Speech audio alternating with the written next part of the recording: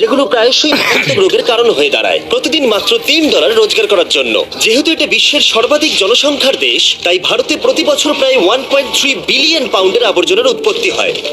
ধনী এবং দরিদ্রের মধ্যে ক্রমশ বেড়ে চলা সম্পদের পার্থক্যের জন্য লক্ষ লক্ষ মানুষ এই সমস্ত আবর্জনা বিক্রি করে তাদের জীবিকা নির্বাহ করতে বাধ্য হয়। আর তোটা হৃদয় বিদারক হতে চলেছে এবং যা আমরা সরাসরি দেখেছি। আমি সত্যি বলতে এরকমটা আগে কখনো দেখিনি। একজন বাবা হিসেবে কারোর সন্তানকে এরকম একটা পরিস্থিতিতে কাজ করতে দেখে সত্যি খুব কষ্ট হচ্ছে। আর আমি সত্যিই জানি না আমি এটাকে কিভাবে বলে বোঝাবো। এটা ঠিক না।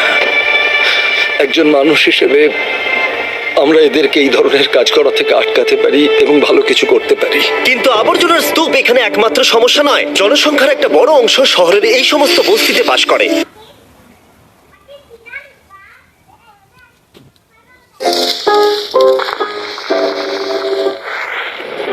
Download the app and order now. এখানকার দারিদ্র্য এবং জীবনযাত্রার অবস্থা অত্যন্ত কঠোর।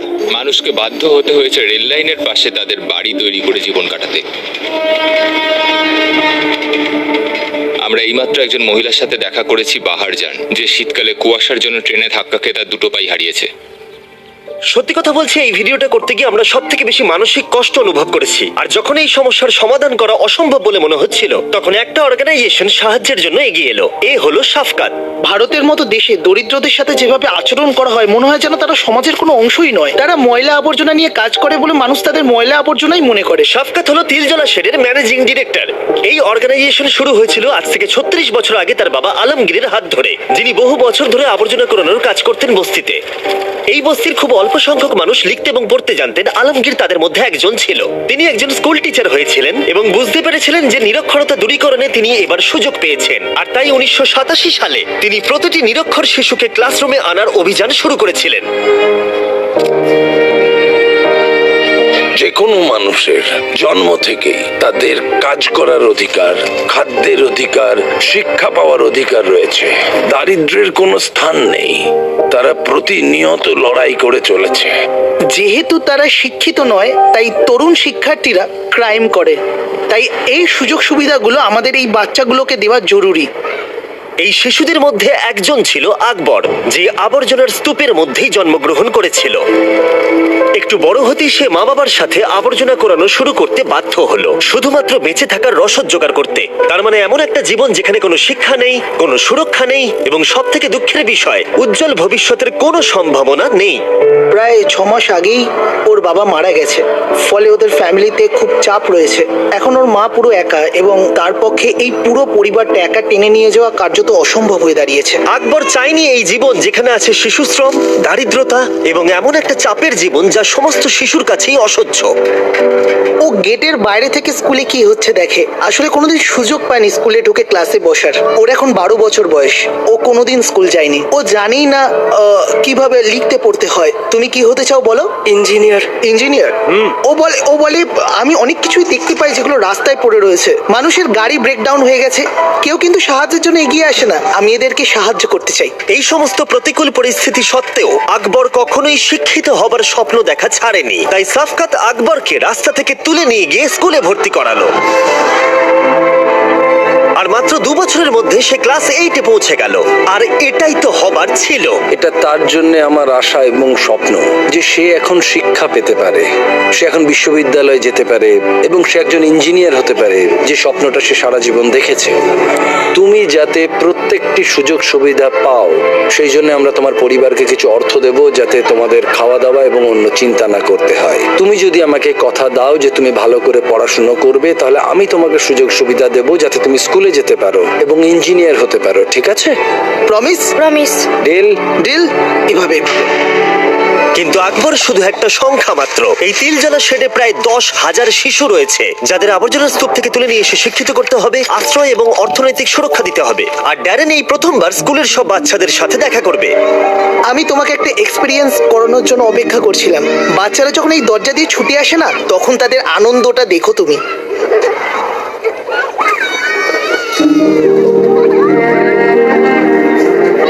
শেড 20,000 শিশুকে উন্নত জীবনের পথে নিয়ে গেছে। এটি এমন একটি সংস্থা যা বিশাল একটা পার্থক্য তৈরি করেছে। এটি শুধুমাত্র সেই 20,000 জীবন নয়, এটি তাদের সেই বিশাল পরিবারও যারা এই সমাজে জন্মগ্রহণ করে, এবং আরো অনেক সুযোগ সুবিধা এই সংস্থার থেকে তারা পায়। আপনি যখন একটা স্কুলের দরজা খুলবেন, জানবেন জেলের দরজা বন্ধ করছেন।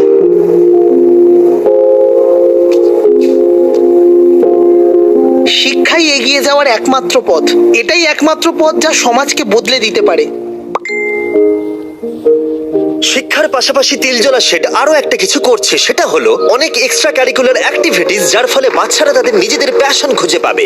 তাদের মধ্যে অনেক আর্টিস্টিক ট্যালেন্ট লুকিয়ে আছে, আমরা সব সময় সেগুলোকে বার করে আনতে চাই। আমাদের এখানে স্পোর্টস ক্লাস হয়, টাইকোয়ান্ডো ক্লাস হয়, আমরা এখানে কম্পিউটার শেখানো শুরু করেছি, গিটার ক্লাস হয়, পিয়ানো ক্লাস হয়, এবং আরো অনেক কিছু হয়।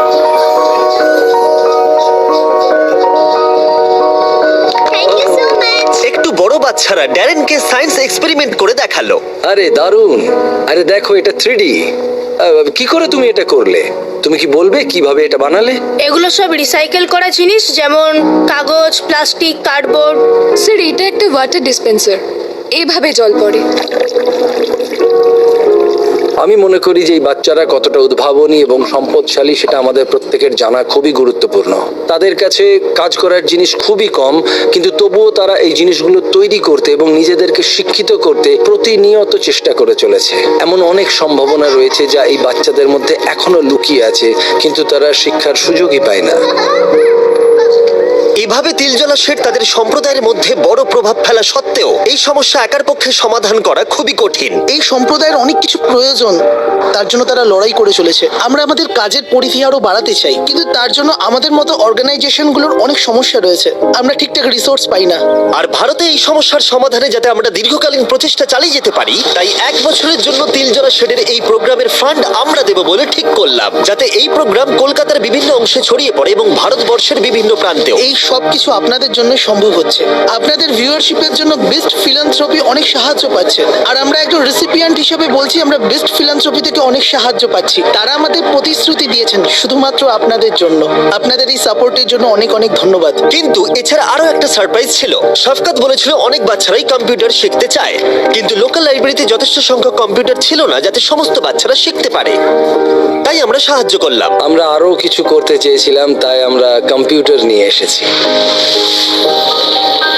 কঠিন দিন থাকবে, চ্যালেঞ্জও থাকবে, কিন্তু একজন সমাজকর্মীর কাজ হলো একটা স্ট্র্যাটেজি খুঁজে বার করা যাতে এই অসুবিধাগুলোর থেকে মুক্তি পাওয়া যায়। এতে যে অসুবিধাই আসুক না কেন, আমরা সেগুলো জয় করতে পারি। কিন্তু এখানেই শেষ নয়। শফকাত ড্যারেনকে মহেশ আর অধীরের সাথে দেখা করালো, দুই ভাই যারা আবর্জনা কুড়ানোর কাজ করে আসছে তাদের 13 বছর বয়স থেকে। তারা খুব ভোরবেলায় কাজ শুরু করে দেয় আর 12-13 ঘন্টা কাজ করে, এবং তাদের পরিবার অনেক বড়। এই যে কাজগুলো দেখছেন এইগুলোই আমরা করি, আর এই করেই বাচ্চাদের সরকারি স্কুলে পড়াই, আর এইসব করেই সংসার চলে। মহেশ ড্যারেনকে বলল যে তাকে প্রতিদিন ঘন্টার পর ঘন্টা আবর্জনা বইতে হয়, এবং সে তার বাচ্চাদেরকে স্কুলে পাঠাতে চায়, এবং এই স্বপ্ন নিয়েই সে বেঁচে আছে। 5-6 ডলারে একটা পরিবার চালানো খুবই কঠিন ব্যাপার, কারণ এটা অনেক কম টাকা। মহেশ তারপর ড্যারেনকে তার বাড়ি দেখাতে নিয়ে গেল এবং দেখালো তাদের প্রাত্যহিক লড়াই কতটা কঠিন। এখানে অসহনীয় গরম, এবং এটা গ্রীষ্মের সেই উষ্ণতম সময়ও নয়। আসলে এখন শীতের শেষ, কিন্তু এর মধ্যেই এখানে গরম পড়ে গেছে। মহেশের কাছে এই গরমের অন্যতম বড় সমস্যা হলো খাবার নষ্ট হয়ে যাওয়া। তাই উপায় না থাকায় কখনো কখনো তাকে খাবার না খেয়েই কাজ করতে হয়, যেটা এই কাজ করার জন্য স্বাস্থ্যের দিক থেকে অনেকটাই ক্ষতিকর। আমরা দেখেছি যে তুমি তোমার পরিবারের জন্য কতটা কষ্ট করছো, তাই আমরা তোমাকে একটু সাহায্য করতে চাই। আমরা তোমাকে একটা রেফ্রিজারেটর দিতে চাই। আর একটা জিনিস তোমায় বলতে চাই, তোমার বাচ্চা যখন একটু বড় হবে তখন তাকে ভালো স্কুলে ভর্তি করো, আমরা তার অর্থ দেব, ঠিক আছে? হ্যাঁ স্যার, অনেক ধন্যবাদ। খুব ভালো থেকো বন্ধু। যখন বিস্ট ফিলান্থ্রপি প্রথম ডোনেশন নেওয়া শুরু করেছিল, তখন আমরা কোনো ইন্টারন্যাশনাল প্রজেক্ট করিনি, এবং আমরা এটা অ্যানাউন্সও করিনি যে আমরা এরকম একটা করতে যাচ্ছি। কিন্তু প্রথম সপ্তাহে যে দেশটি সব থেকে বেশি ডোনেশন দিয়েছিল বিস্ট ফিলান্থ্রপিকে, সেটি হলো ইন্ডিয়া। এটি ভারতীয় জনগণের অসাধারণ উদারতা এবং মানবতার প্রদর্শন করে, এবং তখন থেকেই বিস্ট ফিলান্থ্রপির সাথে এখানে আসা এবং তারা আমাদের প্রতি যে অসাধারণ উদারতা দেখিয়েছে তার প্রতিদান দেওয়া আমার কাছে অগ্রাধিকার পেয়ে এসেছে। আমি স্মিথ ব্রাদার ফ্যামিলি ফাউন্ডেশনকে একটা বড় শাউট আউট দিতে চাই। যখন ড্যারেন জানতে পারলো এই প্রোগ্রামের অনেক বাচ্চারাই রোজ খেতে পায় না, তখন সে তার পুরনো কিছু বন্ধুর সাথে যোগাযোগ করলো আর তারা তাকে খুব সাহায্য করলো। তারা 2 বছরের জন্য 80টা পরিবারের খাবারের দায়িত্ব নিল। এত ভালো হবার জন্য ধন্যবাদ। Thank you India.